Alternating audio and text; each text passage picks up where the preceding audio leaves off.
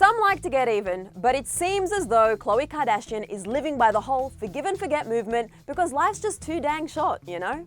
What is up, you guys? Welcome back to Clevver News. I'm your host, Sussan Mourad, and once again, Khloe Kardashian is airing out some thoughts. Yes, I know, same-ish, different day, but this time her thoughts don't come in the form of a Pinterest inspirational quote, but more in the form of one of those tell-all podcasts. By the way, is it just me, or do celebs seem to let it all out on podcasts? Like, you want some dirt? Tune into the latest celeb-guested podcast. Oh, and Clevver News, of course. That said, we're in for a treat today. It's been 8 months since Khloe Kardashian and Tristan Thompson's breakup went public after the Jordyn Woods and Tristan cheating scandal. I know you know the story, so we'll get straight to the goods. During an appearance on yesterday's episode of Jay Shetty's podcast, On Purpose, Khloe revealed that since her breakup, dating hasn't exactly been a priority to her. She said, quote, "I haven't jumped into dating. I don't care to date right now. I'm not in a rush for it. I feel so good in my life and I don't really need much else." And can I just say, with a little baby girl like True, I wouldn't need much else either. She is adorable. Khloe added that there's one thing she's really been focusing on this year.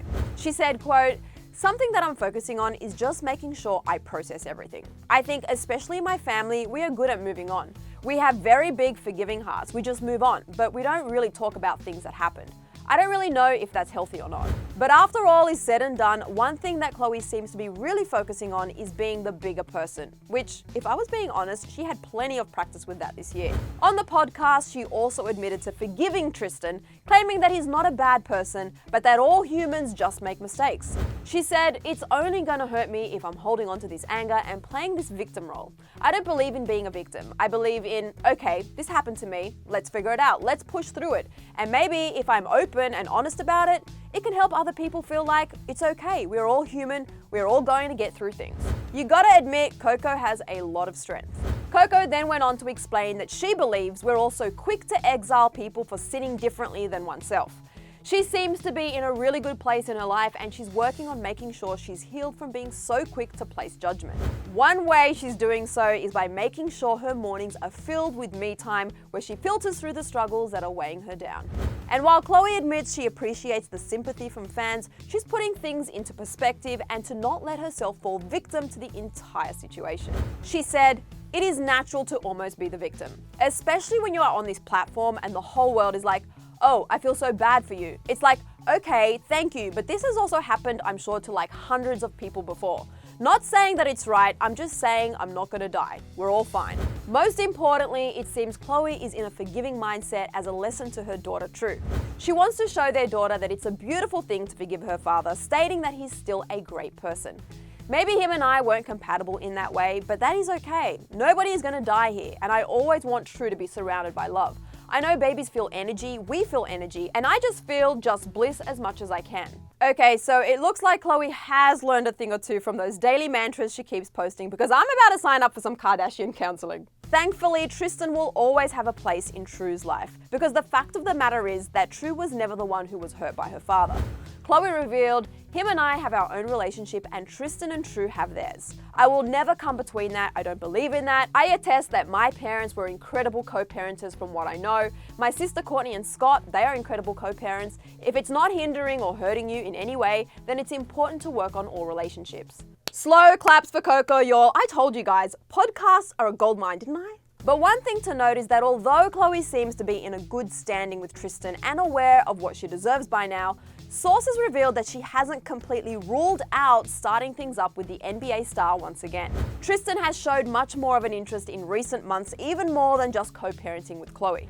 While Khloe's massive support system is quick to point out what Tristan put her through in the past, it's ultimately up to Khloe to decide on what she wants and how she wants to live her life. The source said, quote, "Everyone thinks she deserves better, but it seems Khloe needs a good distraction to fully move on mentally from Tristan.